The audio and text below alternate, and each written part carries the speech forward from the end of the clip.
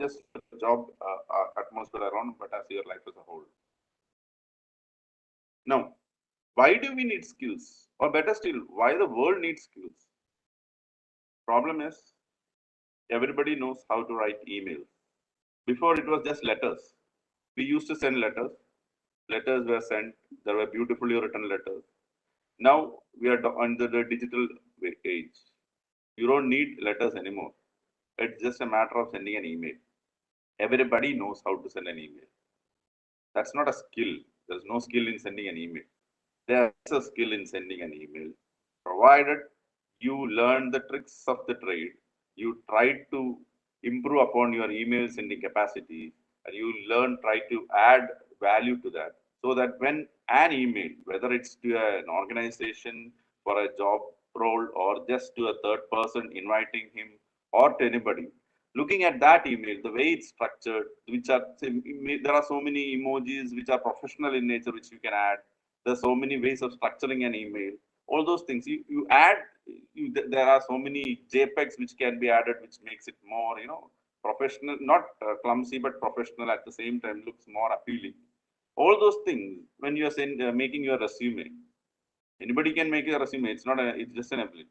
But when you make it in such a way that the best of you is shown in those 4 pages or 2 pages, that becomes a skill. So when the number of jobs are less and when the number of people are so high, abilities will not make you survive in this world. You need real good skills. So I hope you are clear why we need skills.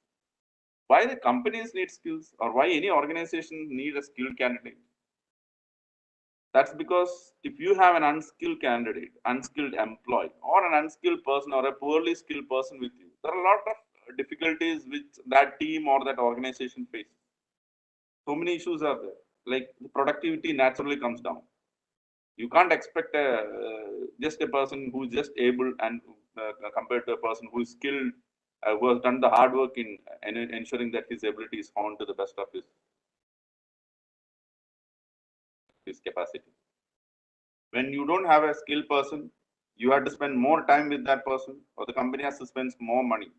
So what happens? More wages. It affects the economic situation of the company.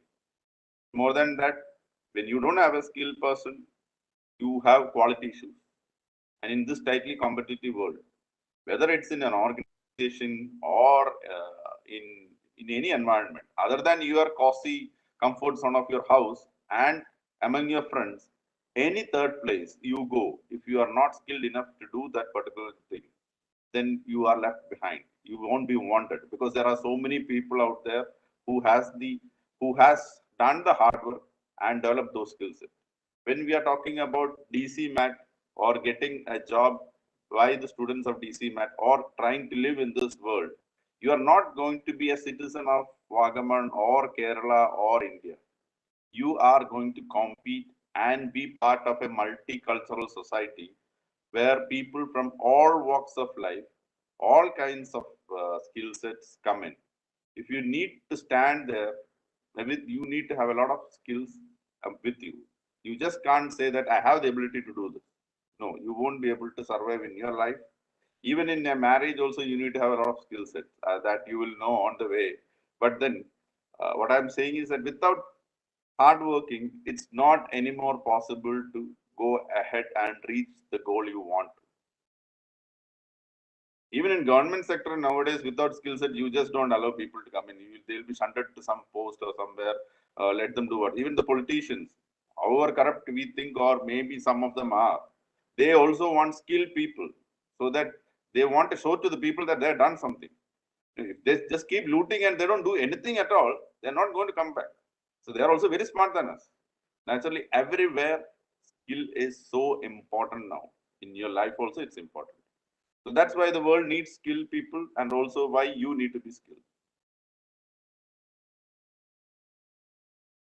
Think of this: you are skilled, you are done, you have done hard work and earned skill. Even then, when you enter an organization, you are trained again by the company or the organization. Even when you are skilled, because skilling is not enough, because you have to be skilled and you have to and you have to be able to deliver your job using that skill set in a particular environment, understanding the philosophies of the organization, and being part of a particular team. For that, you need training. So, getting a skill is not training. Training is actually getting accustomed to a particular environment. When companies itself is finding in this competitive world very difficult to put so much of money into training, are they going to put money into skilling you once you get into the job? No, they don't have time for that. Nobody has time for making you skilled. So the skilling has become an onus on the candidate or any person who is planning to succeed in life. They will train you, but they can't skill you. They don't have the capacity or the manpower or they don't have the mind to have so much of money to be spent on skilling you. That's not going to be possible. So better get skilled so that we are equipped for our life. Now, does skilling means technical knowledge alone? Equating skill with a job alone is very narrow, because it's a huge mistake. We think that okay, we'll train ourselves in those skills which is enabling us to be in a job, and then we forget about it. No, not the technical skills alone. You are a good computer programmer. That alone will not serve you in a good position. Why? I'll take you an example. I have a good friend who is an excellent painter. He's an excellent painter means an excellent painter. He can paint anything. Just need a paper and pencil, and he'll with the carbon also he'll paint. No, I want to teach my son painting. Naturally, the first thing which will come to my mind is this person who is talented, who has done some courses and everything, and he is a skilled person in computer graphics and everything. So I can ask my son to be sitting with him and learning. But there's a problem. This fellow is very eccentric. Sometimes he gets angry. Sometimes he never comes. Sometimes he goes and drinks. His way of communicating with people, he never communicates properly. So basically, he is a total mess. If I'm an organization, will I take such a person and risk my organizational values and my growth just because he is skilled in a technical manner? No. So that means we just can't restrict skilling to technical aspects. Skilling is much beyond that. Skilling is into life skills. There's so many aspects of us which needs to be properly, we need to hard work on those aspects so that at a point of time we are ready to take over the world and move ahead in life. So basically what I was trying to say is that skilling is not just in the technical aspects of the job, but skilling is also into other aspects of life as well. So there are some things called as life skills. What are life skills? Basically, the whole idea why you go to college or you try to get a job is not because your aim in life is to become an employee or an entrepreneur. Your aim in life is much more. You have a vision of your life, or at least you are developing that. Maybe you want to travel across the world, or you want to do so many things, or you want to achieve something which is much beyond all this. But then, to achieve all this, there are certain things which we need to learn and we need to acquire, which are called life skills.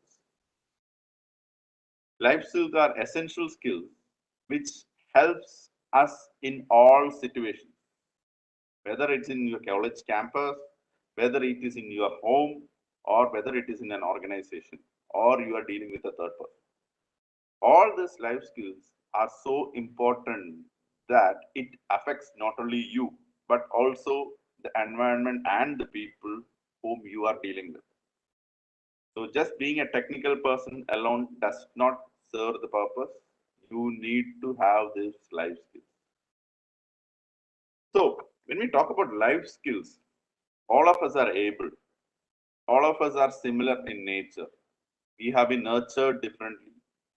We have varying capacities of cognitive abilities, but certain things are there which are common among all of us.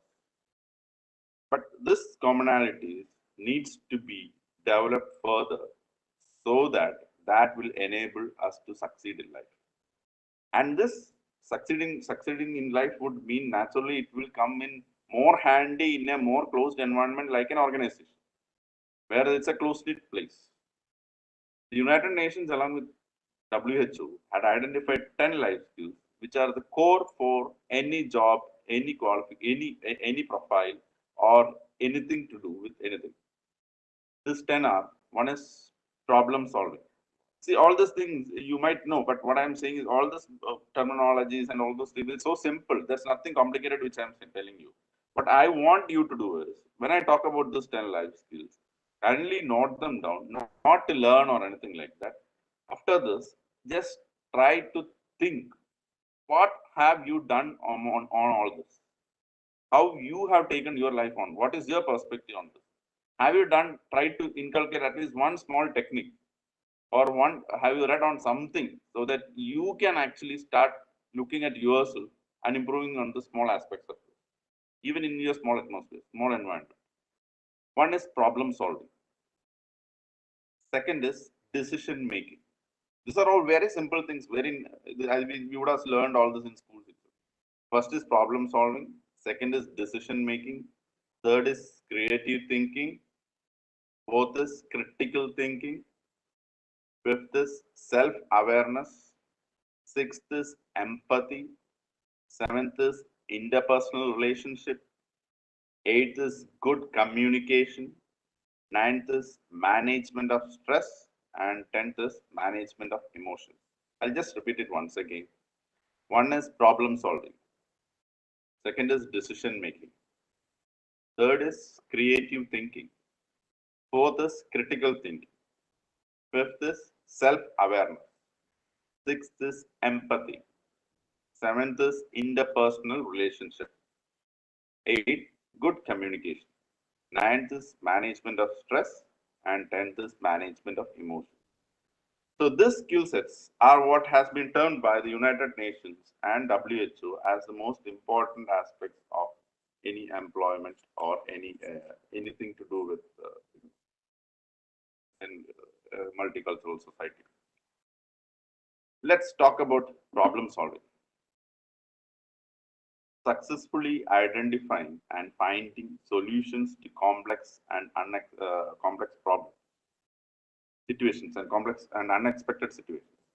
Basically, there why do we need a problem solving? Because there is a situation which needs a solution. It can be as simple or as complicated as can be. And maybe that particular solution, you cannot take a decision on a particular issue because you don't know about the whole scenario, because the scenario might keep changing. You might be only knowing what is available in front of you. So you have to identify the problem and get the solution by just knowing whatever is available there and getting the best possible solution. No. As long as we have parents and friends, usually we never bother about problem solving. We just tell our parents or our friends that this is a problem or this is something like that. Then something they will come up with, or we'll just decide, and that's the end of it. This is the maximum problem solving which we would naturally do. We have the ability to solve the problem, but this is what we have been doing generally.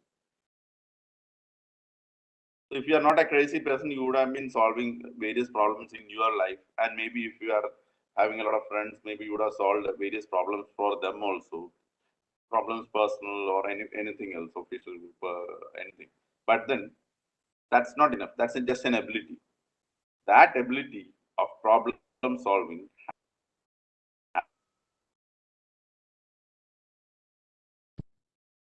you need to develop that problem solving as a skill. So how you do it? It's very simple. First, you have to listen to what the problem is. You need to sit and analyze. We don't do all those things. The brain has a problem. Brain, once our human brain is accustomed to doing something in a certain way, in the next time we simply blurt out the answer, or we just do it the same way. So we don't analyze. We actually might be, we think that we analyze deeper, but actually we are not. So that is the issue. We need to break this down, and we need to at least once in a week do all this 10 skill set honing, so that at some point of time, we actually automatically start doing this in the same process, because this is the elaborate process of this happens in artificial intelligence or any company or any organization. So in a problem solving, what you to develop it as a skill, you have to first listen, you then analyze, you creatively think, then you communicate with others, you make a decision and work as a team. You listen, you analyze, you creatively think on the possible solutions, you communicate with others, you make the decision and then work as a team. That's how you solve the problem. So all our problems, whether it's inside the house or outside, all are a subset of this. That's how it happens. So once we go into an organizational or in a managerial capacity, naturally this becomes elaborate. There are systems and patterns and techniques and tools to do this. So this problem solving has to be structured in us. We are not structured. So this is an important skill set.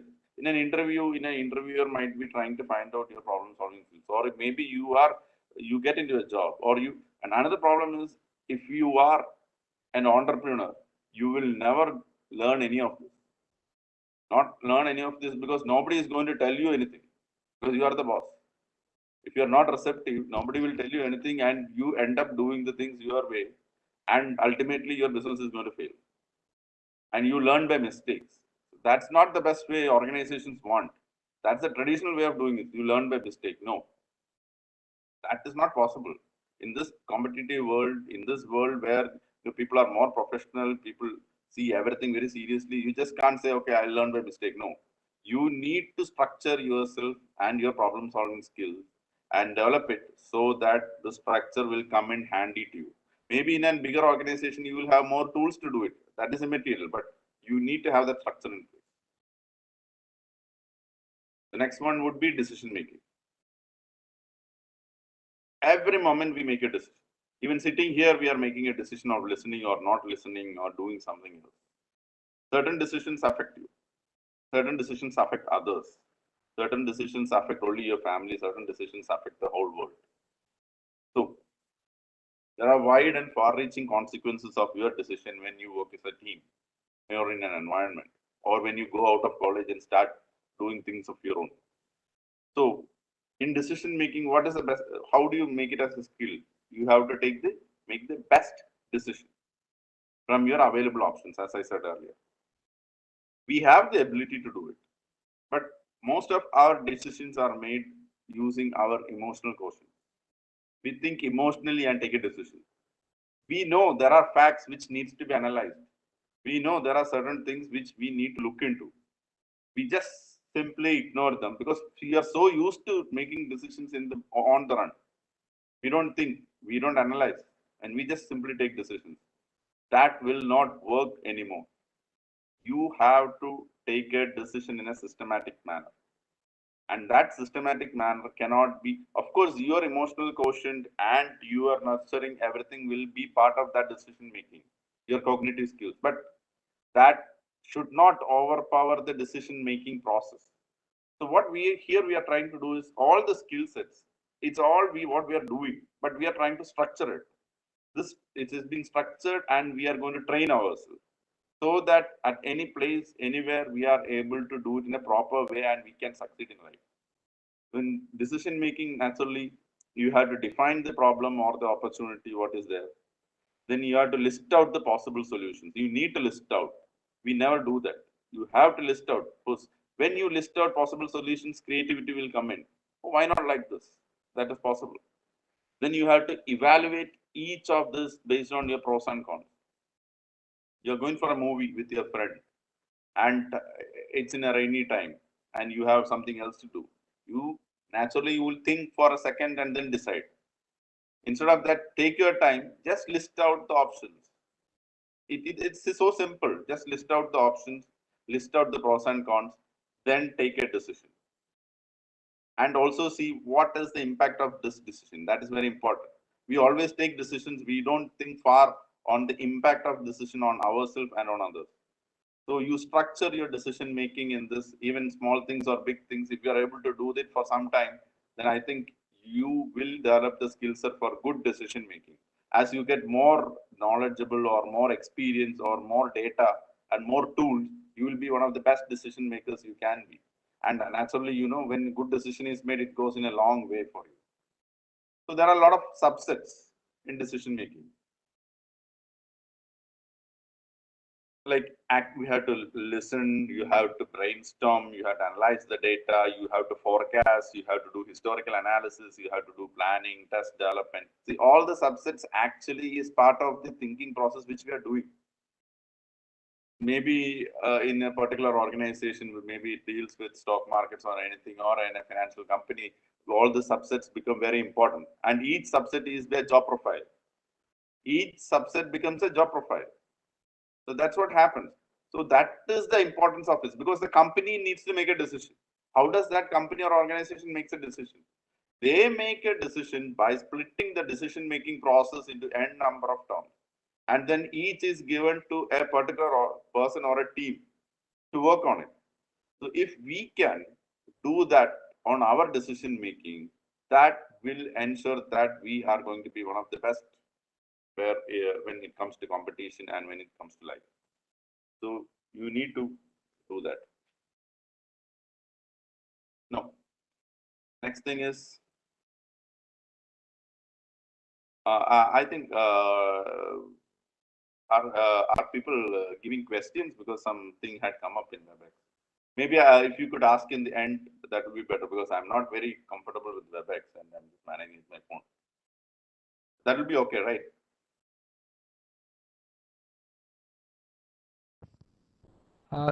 I think we have two panelists who will take care of the questions. You need not worry about the questions. Oh, yeah. Okay, fine. That's okay. Creative thinking. So creative thinking is the third one which I'm talking about. So it's the ability to look at things differently. See, when we talk creatively, when we talk about creative thinking, the first thing which comes to our mind is artists or musicians and all those things who are so creative in their mind. No, we are not talking about that. We are creative enough. Everybody has the ability to be creative.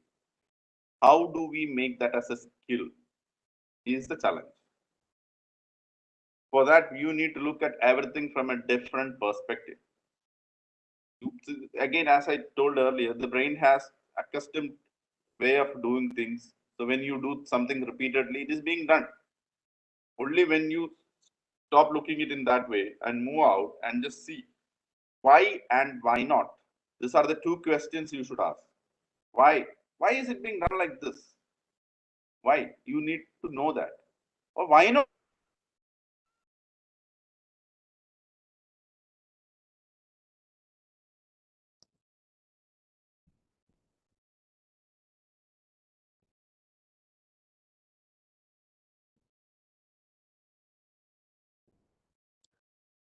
CK.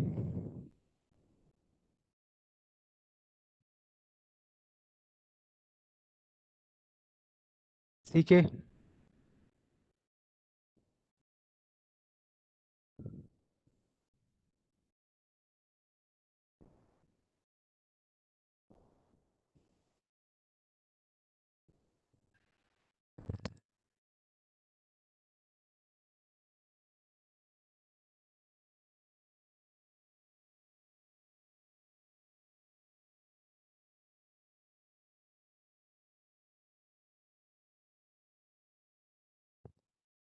CK.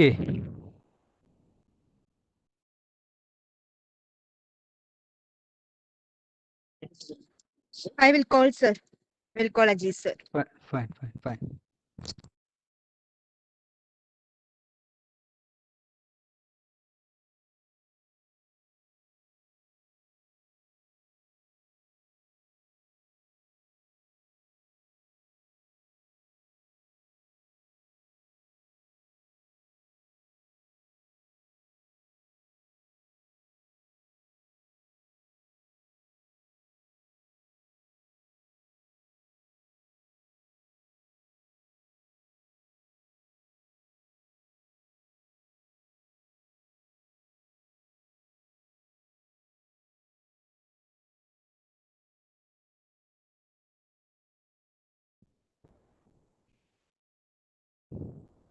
Sorry, my connection went off. Are you able to hear me now? It's clear, but in between it's breaking, I suppose.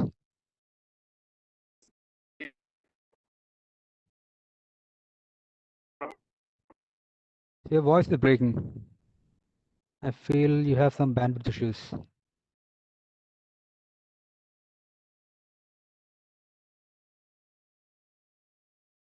Yeah, some connect.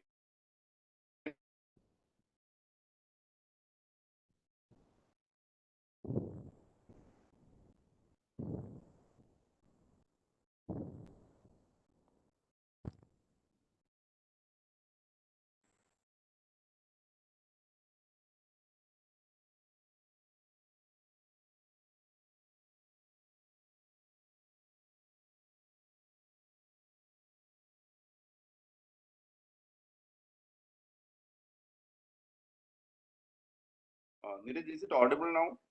Yeah, you're pretty much audible, sir. Sorry for that. No issues, sir. It happens. Quite obvious nowadays. Yeah. So we were talking about creative thinking. So how do we train ourselves to think creatively? We have our brain, used to doing one thing in the same way, and we just get used to it. We never ask why or why not.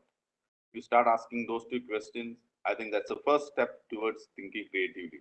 You don't need to put a lot of effort in, I need to be creative, but how can I? You don't need to invent new things to be creative. You just ask the questions why and why not. Naturally, things will come to it.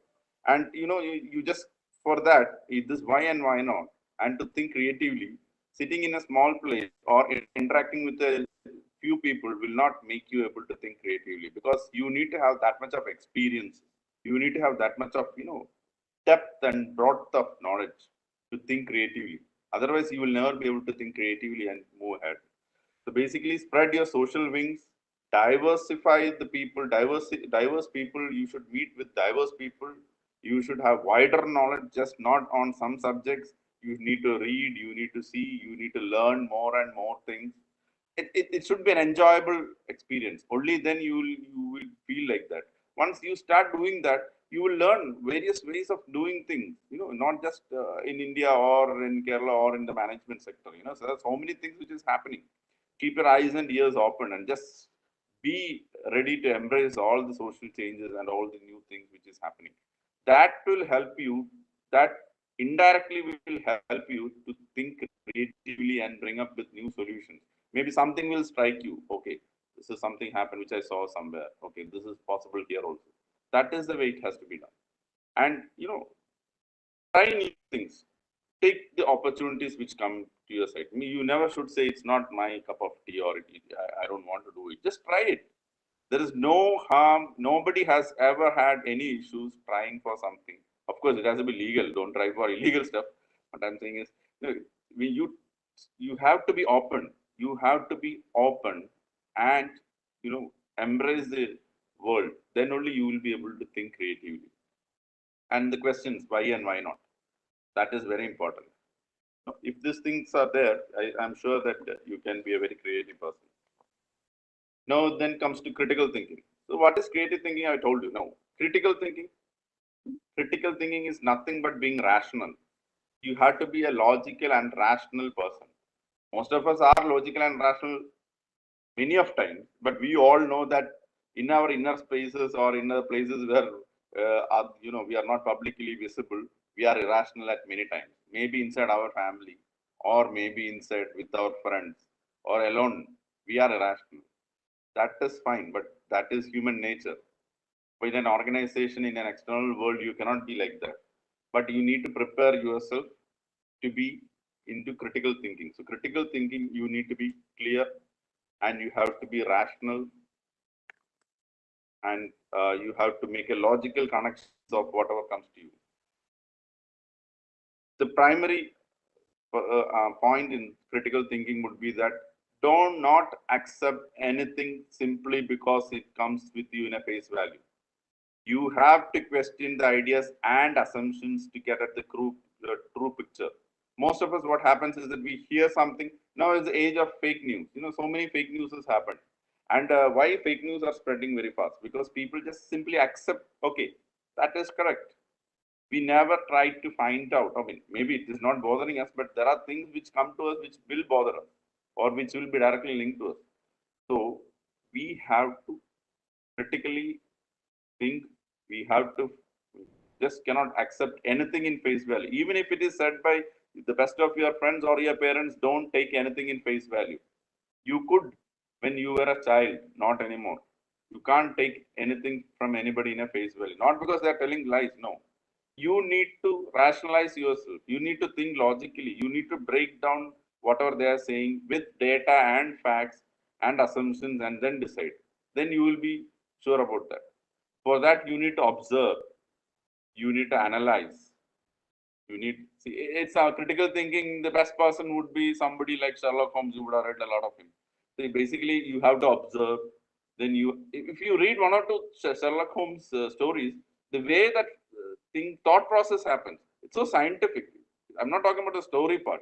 It's so scientific, and it allows it can be a training. In fact, it can be a training for us also. Once in a while, it is better you read it. So you become more rational. But then there you are looking for clues. But when you are looking for other things, naturally you have to observe, you have to analyze, you have to interpret, you have to evaluate and draw your inference accordingly. So all your inferences will be based on logical data or whatever is the best data available to you. It will not be based on something face value. You can't be a manager sitting there and saying that, okay, my employee told that the project has been extended for 1 month. Your boss will throw you out. Or my employee told that, okay, this code is good enough. No, you have to test it, or you mean you have to do what, or maybe the sales percentages. Somebody might say, okay, this sales percentage this month is 20%. How do you know that? Where is the data? Bring it to me. Okay, who made this data? How do you know this much is there? Did the wholesaler or whoever it is, did they give you the data? Or did the hotel give you the data? Whatever it is, whichever field you are. So basically, you have to be critically thinking and critically analyzing anything which comes to you, starting from small things to big things. You don't need to always respond to that, but it is very important that you have to ensure that. Now, another point is that self-awareness. See, traditionally, we have been told keep calm and carry on. Don't do that. That is a big mistake. The moment you decide, okay, I'll go on the way I am, you are not being self-aware. Without being self-aware, how can you contribute to the society? Or how can you contribute to the organization? Or how can you grow? That's not possible. You need to be self-aware. Now let's see what self-awareness is about. Self-awareness is two ways. One is internal and one other is external. Internal awareness would mean that we would be thinking about ourselves, how good or bad we are, how able or how enabled we are, and how we react and all those things about ourselves, what we think. External self-awareness is something like what we think others think of us. That's pretty important. Allows you to have a other's perspective on you. We never do that. We need to see you as a person is not just a name. You as a person is whatever you are emitting from your body. It includes the words, it includes your subtle emotional cues, it includes the way of your behavior, your physical behavior, everything. And you comes with a lot of baggage in terms of where you have been. It's not a baggage, all those references and all those things. So you need to see how others see you. Unless and until you know how others see you, you won't be able to interact to them in a best possible manner. So self-awareness has two aspects, internal and external. And internal, naturally, it's usually, we have these values. We need to know about our value systems, our passions, our aspirations, our behavior. Usually, we just stick on to the strength and weaknesses. That itself is not enough. Strength and weakness is a typical thing for, writing, but that will not help us in developing self-awareness. We'll simply say, okay, I'm aware that, okay, I'm not good in communicate, or I'm not good when I get angry, or I get angry sometimes. That will not do. You need to find out what others think about you, and also internally also what are your other issues, like how you are. Then only you will be able to have a personal satisfaction and social control wherever you are going. That's very important. So self-awareness is very important. And also one more thing, most of the time when self-awareness is being told, people think that as a value proposition. No, it's not a value proposition alone. Of course, it's a value proposition in terms of thinking that I'm a good person, I'll be good to others. No. In an organizational setup, in other places, it's not a value proposition. It is about balancing yourself excellently well in various situations. So self-awareness is an excellent tool for balancing yourself in life situations. Sometimes we think that, okay, we'll just introspect and improve our self-awareness. That's not possible, because introspection does not give us whole gamut of we think we know. Because what happens is there are so many deeper feelings.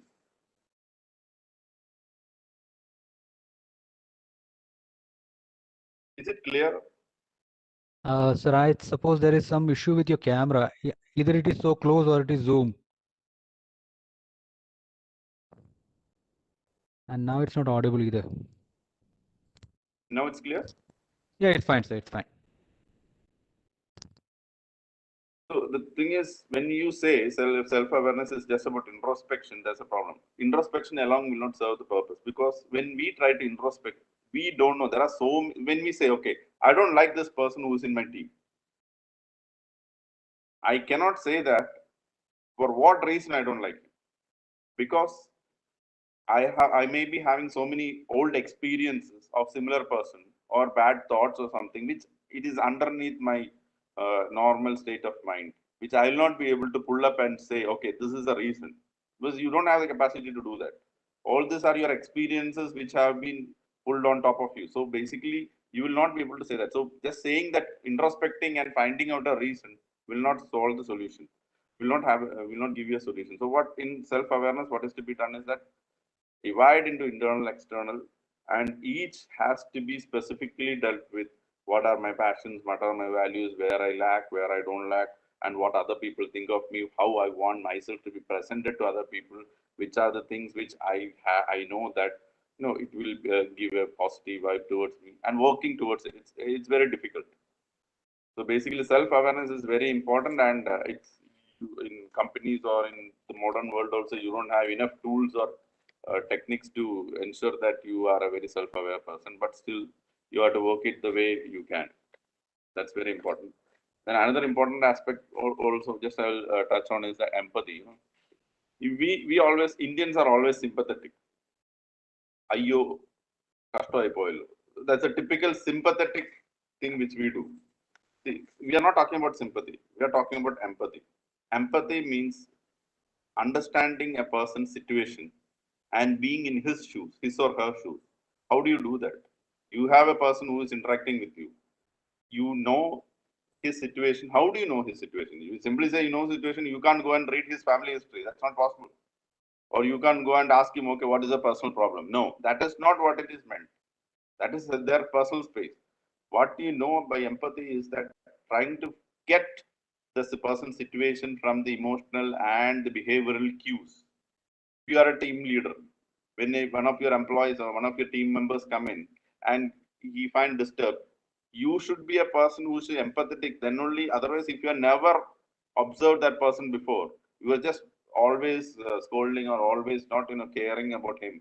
When he is having some issues, you will not be able to analyze from his behavioral cues or his issues or his way of working that there is an issue, and you will never able to support him, and that will bring down your whole team and that member also, and you will not be a good leader or a team member.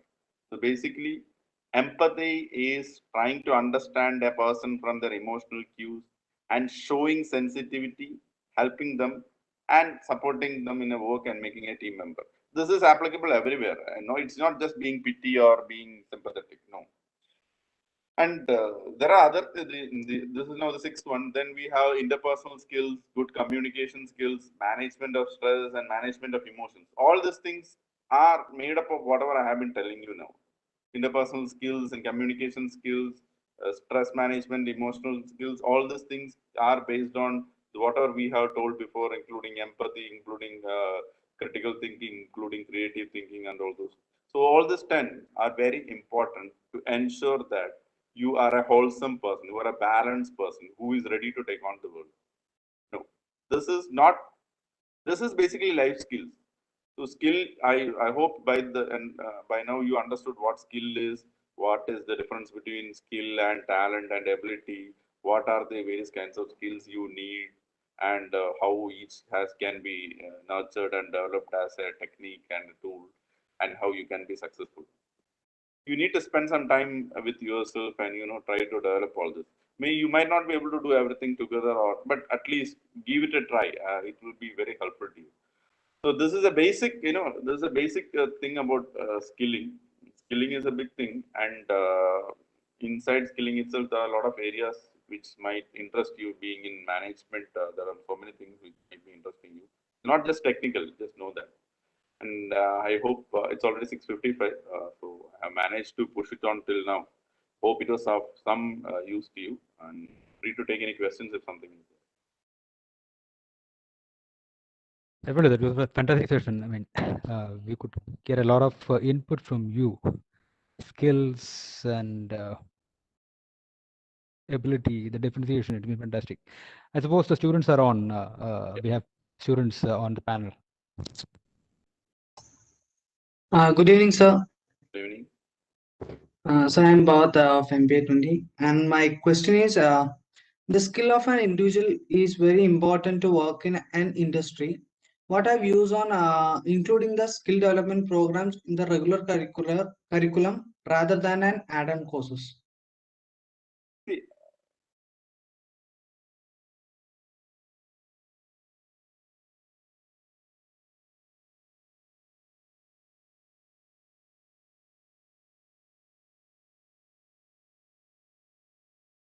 am I audible now? Yeah, you're audible, sir. Yeah. See, what you are talking about is the technical skills or the life skills. There are two things. What we told about. What happens is in education, the technical skill sets have been trained very highly in the German polytechnics and German schools. So Germany is one area.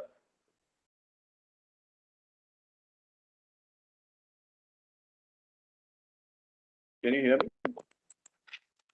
Actually, sir, your camera is off and audio is not free. I mean, Okay. But still you can hear yeah, your something. audio is pretty much clear, sir, right now. I think there's some problem with the network. Yeah, what I was talking about is Germany is one country which has been ensuring everybody has learned a skill. So when we met the German council in Bangalore, that person is a trained driver, truck driver. So that is the kind of skill set they are doing. So basically, it's some additional skill which you learn along with your normal education. If that is what we are talking about. But life skills, what in India and everywhere, life skill is something which has to be part and parcel of the curriculum. A skill for a particular job role is something which can be added on, but a life skill has to be part and part of the curriculum. That is, I think that's the philosophy what government is also trying to do. But then there are additional small add-on courses like in across India where various governments are doing, so that children have a basic understanding on that area.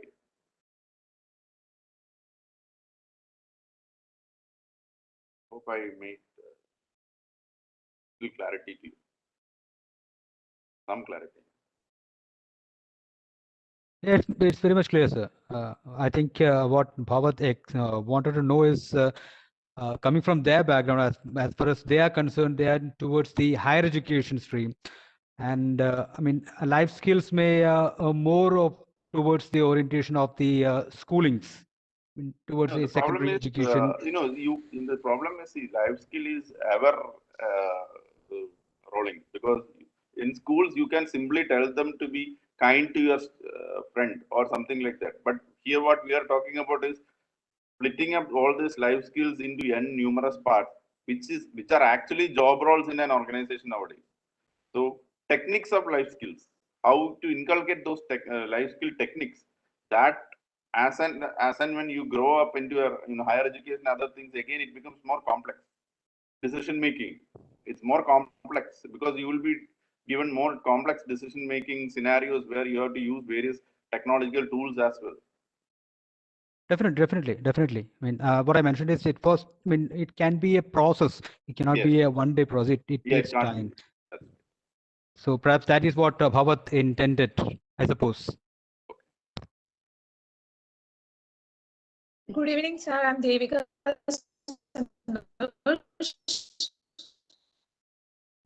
Devika, your voice is breaking.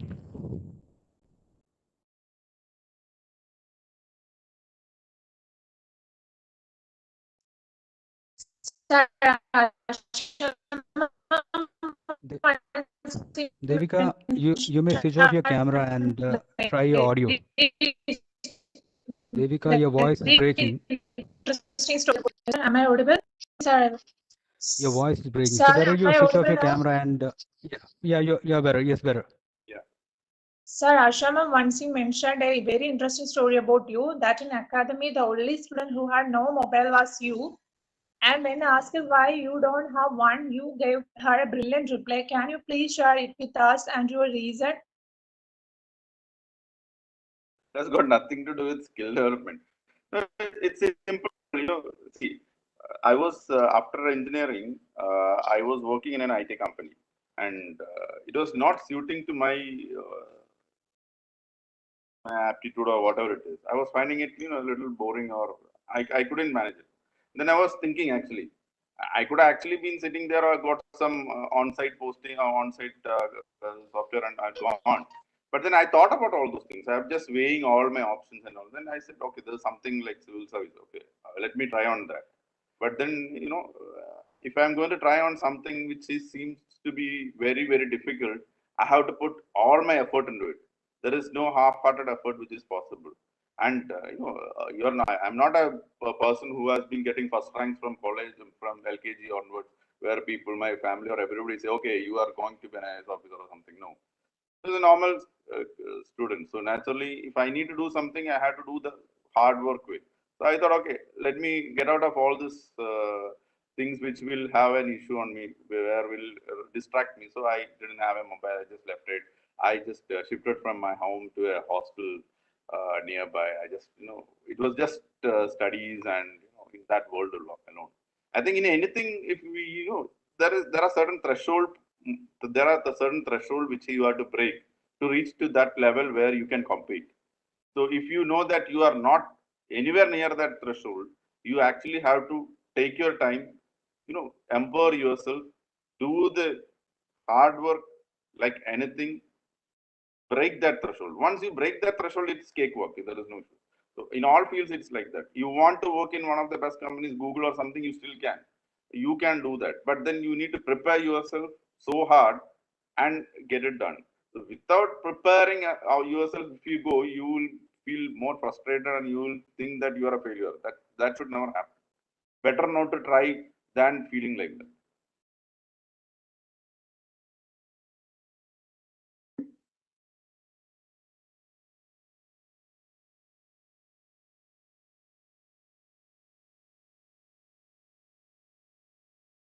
Do we have any more questions? Yes, sir. The next question, sir, you have started your civil service career as an assistant commissioner of customs and worked more than 7 departments. So, how did you manage to adapt in these respective departments' work environment? Basically, I am an Indian Revenue Service officer. So in this service, you do get various ranks, and also based on your preferences and everything, you will get into various services. Usually, it is the IAS, then the IPS, then you will take foreign service or sometimes revenue service, and that's how you get it. And if you have reservations, then you will get a better service, even if you have a little low rank. Or basically, the rank list is from 1 to around 600. At my time, it was around 1 to 500 or something. the first rank and the last rank person would marks difference would be around 100 or 70 odd marks. So basically, every mark counts in civil service. No, so I got into the revenue service. So I was posted in the indirect taxes in Bangalore. Then I just got into the Directorate of Revenue Intelligence and was heading that in Kerala for so many years. Then I went into state government as a deputation. That is where I had the skill development. I work in education, tourism, and everything. So this is that for any civil servant, because there's a career within a career.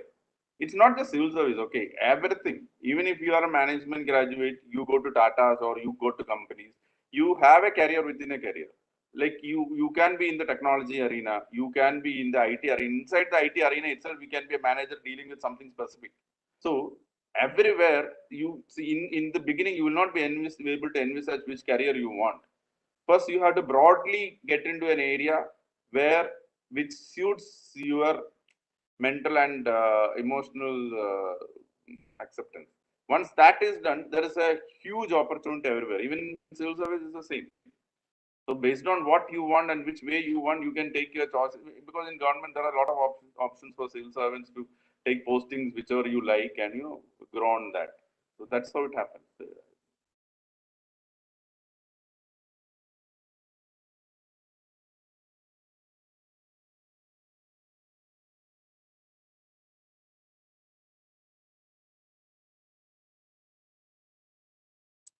Question. 10 questions.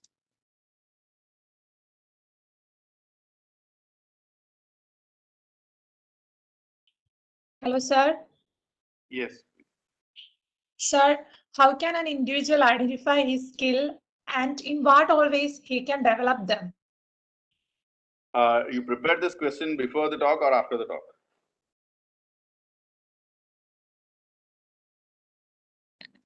It's your question or somebody else's question? Devika, you have been asked a question. Mic is mute. Devika, your mic is mute. Hello, sir. Yeah, Devika, can you hear me? Yes, sir, I can hear you. Yeah, is this your question or somebody has sent you the question? Hello, sir. Devika, just repeat that question once again. Yes, it's fine. How can an individual identify his skill and in what all ways he can develop them? I think this question has been, would have been written before, I was talking, because this is the whole point I was talking about. What are the skill set and how you can develop it and all those stuff. Basically, you have to identify which is life skills. Of course, everybody needs to do that. Other than that, you have to identify which is the area you want to work in. Then start developing your technical skills in that and merge your life skills with that technical skills, then you are on the go. That's how it should be.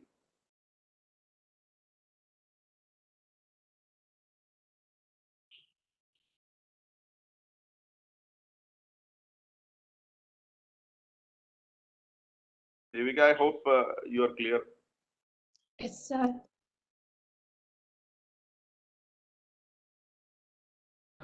My next question is why you were working as a managing director of Kerala Academy for Skills and Excellence. What were the initiatives made by you? See, one thing is, I'll tell you something. The problem with nowadays is there is too much of PR campaigns which is happening with all officers. So let's be very clear. There is no officer or no politician who can do anything alone. There is no such thing. Even if you take the best of the entrepreneurs in India or anywhere, nobody is going to say that I did this. If somebody says I did this, there's something wrong with that person. Somebody can give an idea, somebody can provide the leadership, and somebody can execute it. So that's how it is. But then there are n number of people who have done it. So it's like teamwork. So it's not into my credit or that particular minister's credit. Of course, there was an enabling atmosphere which was given by us, and also guidance and leadership or whatever it is. which enabled the team which was there to develop. At that point of time, we actually made it into a skill development mission, which was one of the first missions in India on skill development. In national level only, they were making it up. And then we had in, Kerala has a typical problem where you have if software is manageable, any other skill set, say example welding, you have 6G welding and so many other things are there. In nursing, you have high-end nursing courses and everything. Or in management also, you take a Harvard MBA or something like that. You can't sit in Kerala because there is no job for you. You are overqualified to sit here. So that is the status of even most of the skill set which we are giving here because there is no industries here. So only job prospects were for all those people were abroad. So we had to bring in companies from abroad or people who had tie up with companies from abroad to be part of the skilling process so that at the end of the skilling, what you want? You need a job. Just getting a certificate or knowing that you have a skill and again pushing you into the job search world was not good enough. That was the idea. So we were able to give a lot of, finishing schools were started in nursing, teaching, and in oil and rig industry, and so many other things, entrepreneurship. All those things were done, and construction and management. And there was this Indian Institute of Construction and Management developed in Kollam. On the way and by highway, you can see it. So all this caters to jobs abroad. So I think that was a big thing which we did because catering to jobs abroad would mean that their livelihood and their family is saved. Otherwise, they will be only after spending this much time in these courses. Again, if they are getting only 15,000, 20,000 rupees of salary, it doesn't serve the purpose. So these were the things which we tried to do.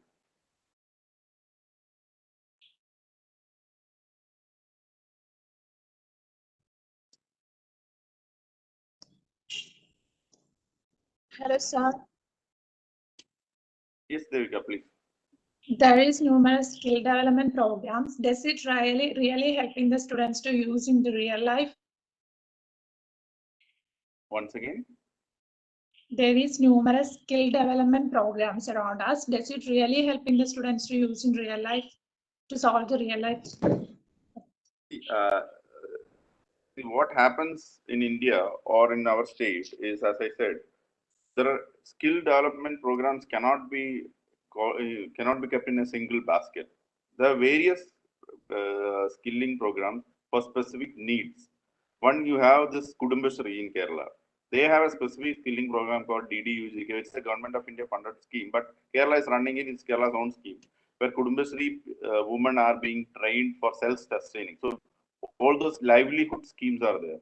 So basically, at the lower strata of the economy or society, you are giving livelihood skill training, which by the training itself and connecting them to a particular market or something, you are able to ensure that they get minimum wages and they get a livelihood.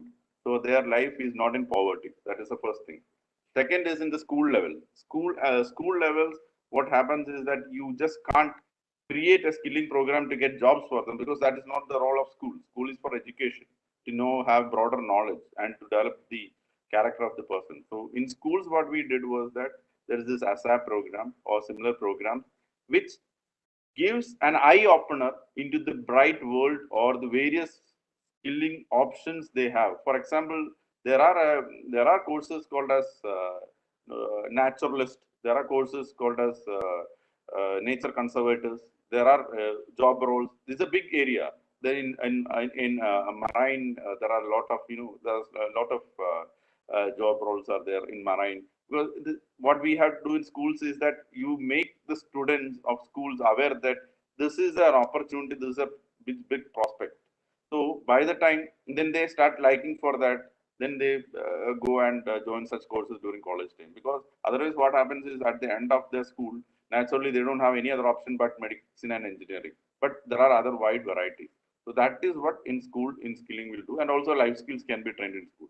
College again, what we did is in Trivandrum, there's an SCT College of Engineering. We tried up with Bosch. They had a 1 year parallel, and similarly there are other courses run in. There are other courses being run in other colleges in parallel, and this courses enable that they get a certificate and also they get a placement. So when you come to the higher education level, it's all about additional courses which will be specific for placement and job oriented. Below that, it's not. So all the skilling, see, various skilling programs have, I won't say everything is successful, but it just started. That is one good thing. So things are going on. It will slowly improve. But unless and until you have an industry linkage, Kerala don't have that. Industry only knows what they need. An academician cannot say what this industry needs. That is the basic difference. So there is an academic, now it is kind of academic oriented, which we have tried to shift it to industry oriented. But there's a long way to go on that.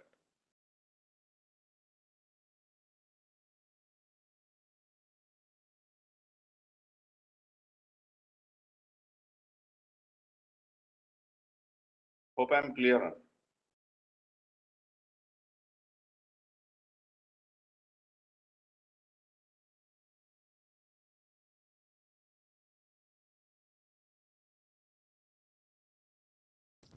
In between, we had a question from a faculty, Dr. KJ James. Oh, okay, please. You mentioned about this problem solving and decision making. What if a particular community is overwhelmed by this emotional dopamine? How can we bring in this problem solving technique handy with that particular situation? I will not be able to say just like that. As I said, problem solving, we need to know why and why not, and all those questions has to be asked. But then, as you said, he was asking. The community is already been. For example, in Kerala itself, Kerala, there are n number of suicides which are happening. Suicide because of financial issues are happening left, right, and center nowadays, and that's a big problem. That problem has to be solved. Why that is happening and why not? It is something else is not happening is a question. Why it is happening? One issue is the emotional issue. You will never see anybody in Tamil Nadu going and committing suicide even if you don't have a house. Very rarely. But the social pressures, or that is one reason why, in spite of so many the Malayalis keep living their lives in the Middle East and never come back. In spite of, they never come back and try to settle down because there is so much of social pressure. So the Malayali community is very crude in that way, in narrow in certain aspects. But again, the problem-solving capacity of our leadership does not divulge in these certain situations. You can't say that. The thing is that we are not able to identify the problem, first of all, to solve it. It's the pretty problem frequent right now. It is a problem. See, that's the perspective issues there. They don't see that a big problem. Maybe. That is another issue. The suicides are a normal issue. Most probably the local politician or the minister, somebody would have gone to that people's house and they condole them and give them the money, and that's the end of it. So these problems are not one-to-one. These problems are over the years, which has been cumulative, and COVID has added to that. So without jobs and without proper this thing, and when you have so much of social expectations in terms of economic, showing off, that has a lot of bad weight on people. And when they don't have this life skills trained, if they were emotionally very stable, if they had all this life skill training and everything, they would have been managing well. And also, if you see the community structures are changing. Before, it's a sociological study. Before, what happened was communities were close knit. They had so much of uncles, aunts, and everybody was there who will support you. There was a system in place. Now that system has been broken, but there is nothing else which has come up. No substitution. No substitution has happened. So the system is gone. Nothing new has come. Only piecemeal efforts are happening. So that is, now let's come to the real fact. Let's not think that the politicians or the government or anybody is going to take care of our needs. Let's forget about it. Malayalis and Indians have been living for ages on this Maibab philosophy where everything is supposed to be taken by others or government. I will just live like this. No, that's not possible. You have to take your life in your hands. The legal system might be cumbersome, but you have to fight it out. But you have to take life in your hands. Take the example of the key text person. Whatever is the politics behind them, let's leave that apart. He is at least ensuring he's fighting for it. Maybe whatever is the politics, that's a different issue. Maybe only because he went into politics, he's into this thing. Otherwise, he would have managed well. What I'm saying is that you have to take life in your own hands. Your life skills has to be honed by you. Nobody is going to help you in that. Only people can tell you these are the things which you can do. And the community, there is no more community as a community. It's all fragmented. In that fragmented world, there is no community support. In US and other places, they have community networks and everything where people come together. Now, even this family meetings are not happening. I don't think there is any family meetings also happening. Some one or the other, but big royal families they might be doing. Others never do that. So basically, it's all in a mess. It's a part of evolution. But then we need, because years before it would have been easy, but nowadays the world is changing so fast with the internet age that and technology that you don't have time to cope up with that. So only thing is that self-reliance is the only thing which can be done. And as he asked, community cannot be given too much of importance nowadays. You have to give importance on the person and the individual and support them. Great. Panelists, do we have more questions? So, Yeah, Bhavat. people usually, people usually take an very intensive coaching and preparation for a long time for cracking the civil service. But for you, who has started the career in the tech field and greater less passion in civil service, how hard was to crack the civil service exam, and what were the effort you took to crack the civil service examinations? I think so many civil servants would have talked to you. I mean, there are better people who can give you a better answer. I think Prashant was there, and he was having. He got into Indian audits and accounts again. He wrote with us together, and then he got into fourth rank in civil service. There are better guests to talk about civil service. I can only take from my experience. Uh, Basically, it is about believing in yourself. If you believe that you can do it, you can do it. It's nothing big. If you can do it, that is one belief. Second thing is you do the hard work. Believing and not doing the hard work will not. I will say hard work, dedication, and belief in yourself, and being intelligent. Everybody has intelligence. There is nothing great about civil service. It's just, and also, of course, whatever said and done, there's a 10% luck to everybody. That luck factor is very, very important. But then we can't do anything about that. When we can't do anything about a factor which is not in our control, why should we bother about it? We just focus on studying hard, studying it intelligently. For example, there was a senior civil servant who came to our office, our civil service institute, and said, there are 100 books about Akbar. You should read at least 5. If I'm a fool, I will go and sit and read 5 Akbar books. By the time 1 year will be over and I'll never enter civil service. Basically, he said because of whatever his thought process in a good way. It's for us to whether take it or leave it. As we said, we can't simply take everything. We will have to question, why should I read 100 books? Let me see the questions. See, who is the right person to give you what are the type of questions and what are the type of answers you need to write and how to prepare. The only right person in the whole of India who can do is, it is the question paper and syllabus, nothing else. I don't need to talk, no other civil servant need to talk about how to prepare for civil service.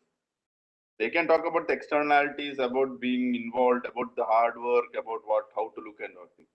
What you have to do is simply take the syllabus, simply take the last 5 years question paper, start in a blank slate, sit down, look at the time, how much is required for one answer paper, question. Just do one. Out of 100 questions, if it's objective, you might get 2. Now you know where you stand. Unless and until you know where you stand, where are you going to reach? So what I suggest is anybody who is going to start for any examination, if you are not prepared, or you would have prepared for civil service in various ways, you have read newspapers, other things, everything is there. Just take the syllabus, take the 5 years question paper, just the subject question paper, of course, you might not be able to because you would not have studied that. Other than that, all the general papers, you just write, just get it analyzed by yourself or by a third party. And objective, you can analyze yourself and you will know exactly where you stand. Out of 100 questions, you are able to answer 30. Of course, you're nearby. You just need another 40 questions to be answered without, and in 1 year's preparation, you can always come up with that. And your answer writing skills, everything. So first level should be looking into the syllabus and looking into the question papers. Then plan your any examination, even if it's GMAT or anything, you need planning. You just can't study for one day and go for the next day. You can, but at least you should know I wasted one day. How to know that? You prepare a plan. Everybody does that now. You have mobiles, you have a planner, you simply put a plan, saying that, okay, I have a 10 months plan because the exam itself is in 1 year. It takes 1 year for complete process from preliminary to the interview. And again, another 1 year if you want to repeat once again. So basically, 2 years you have to spend on this.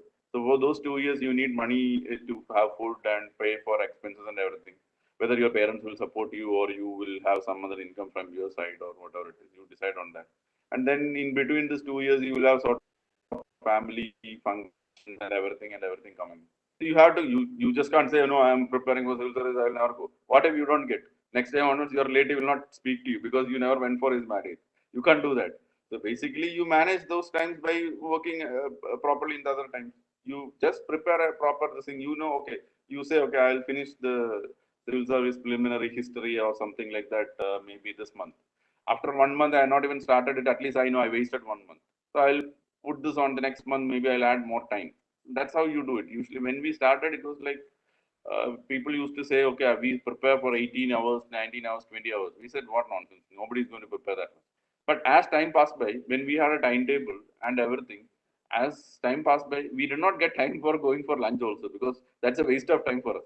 We are so involved in, once you get involved in anything, you will be able to do it. Whether it is GMAT or anything, any examination. Civil service is specific. You have to be involved. That is the only thing, and be logical.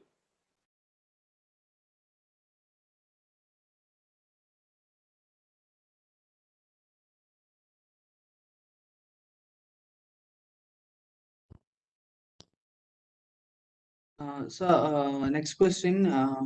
In the education system, have you ever felt the things that need to be changed according to the real-time situations? I was in the education department for 2 years. The only organization I hate in the whole of Kerala is the state SCRT, and similarly in the national NCRT. Not because of anything, they have no clue what is happening around the world, and those books are being prepared once in 5 years, and they stick on to their pedagogic approach and all those things, which actually make no sense whatsoever, and end up making students simply mug all the knowledge and without being real time. But that is a hard fact. You can't expect government a system to come with a revised module or revised school book every month or every day. Even the printing process has to be tendered 2 years back, let alone changing the syllabus. So forget about that. So let's not look at school, but basic stuff is okay. They are okay with the basic stuff. They put in a lot of effort. They analyze everything, and the perspectives are clear. So basically, it's not bad. Studying school books is not a bad thing. It's good. But whether it is adequate enough for the present day world, it's not. Basically, so family, parents has to play a bigger role in that. It can be by simply watching a good TV program, which gives them more knowledge, or interacting with some sectors, or interacting with a person, or taking them out, or something like that. So it cannot be school education alone. It has to be homeschooling also. But the problem again is that the schools are plugged with so much of stuff to study and homeworks and everything. It makes it difficult for the student to get any time. So it has the parents, if they pressurize the students more, it will be very difficult for them. So home should be one place where the students should feel like learning themselves automatically. See, child rearing is not an easy task anymore. A lot of things goes into that. Unless and until it's like skill development. Unless and until you learn the skill of rearing a child, you are not going to support him in any way. Only making life miserable. Just giving economic support won't do. Basically, so education system has a long way to go. But as I said, across the globe, there is no educational system which dynamically changes. It is not happening. It is for the students and the parents to understand that. Don't have too much on that, and don't give too much importance on the marks. Of course, marks are important because they are qualifying in nature. Other than that, try to ensure that you develop your child in a bigger way.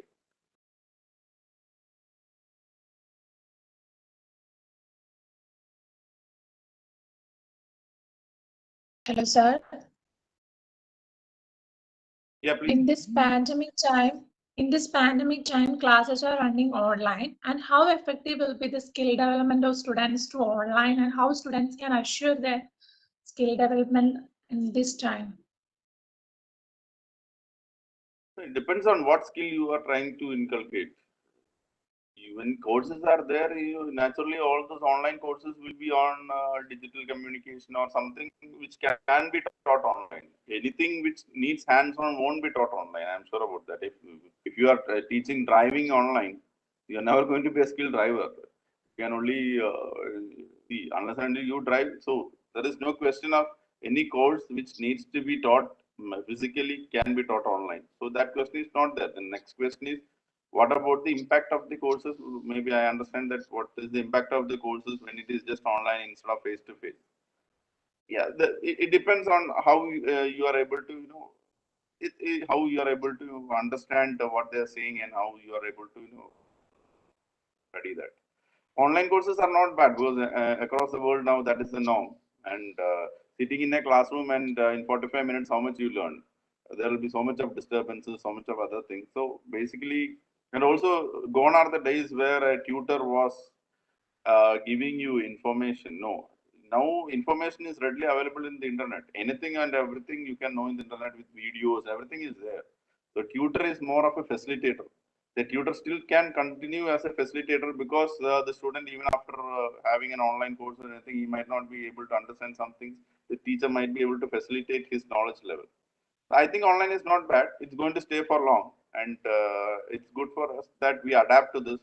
And those things which can't be taught online, we can't be taught online. Nothing else.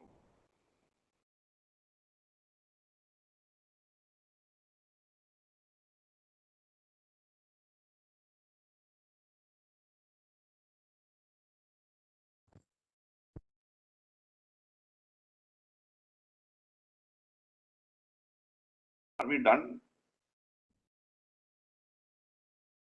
Panelists, Yes, sir. do we have more questions or is it finished? No, sir. Finish. Finished. Fine. Then let me hand over the mic to the person delivering the vote of thanks. They have spent some valuable time with us. Yeah, it's It fine. was 1 hour. You have spent 1.5 hours. It's been brilliant. As I said, Somebody I'm on a leisure, so I have all the time in the world. It's the prime time. Yes. Can you have the person for the vote of thanks? Hello, sir. I'm audible. Yeah, you're audible. Jackson. Good evening, one honorable person here. Most honorable speaker, Mr. RAHUL R Pillai, respected chief facilitator, Mr. ABDC, Dean of DC School of Management, Dean of DC School of Architecture, Director and Principal of DCS, most respected professors, faculty members, and my dear friends. I am much obliged and happy to deliver the vote of thanks on this great evening, which was made worthy by the resourceful words of Mr. RAHUL R Pillai. The way you communicated with us in very simple way about life skills and their applications in our future journey was really intriguing, sir. We will give it our best to apply in our life as well. Once again, I thank Rahul sir on behalf of the entire DCSMAT family for your dignified words and thoughts, which was indeed worthy for us. Thank you, sir. Thank you. And I also take this opportunity to thank our chief facilitator, Mr. Ravi DC, who has been a beacon facilitator in guiding and leading all DCNs right from its inception in 2002 till where it stands today. Thank you very much, sir.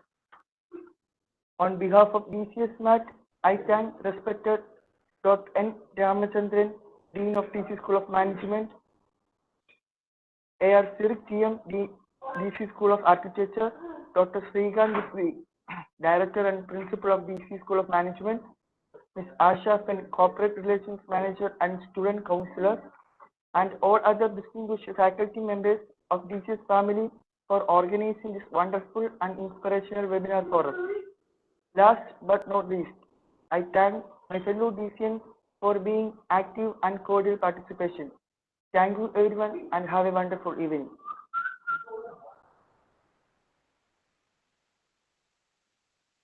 Thank you, Rahul. Okay, thank you, ma'am. Thank you very much. Thank you, everyone. Thank you. Rahul, thank you so much.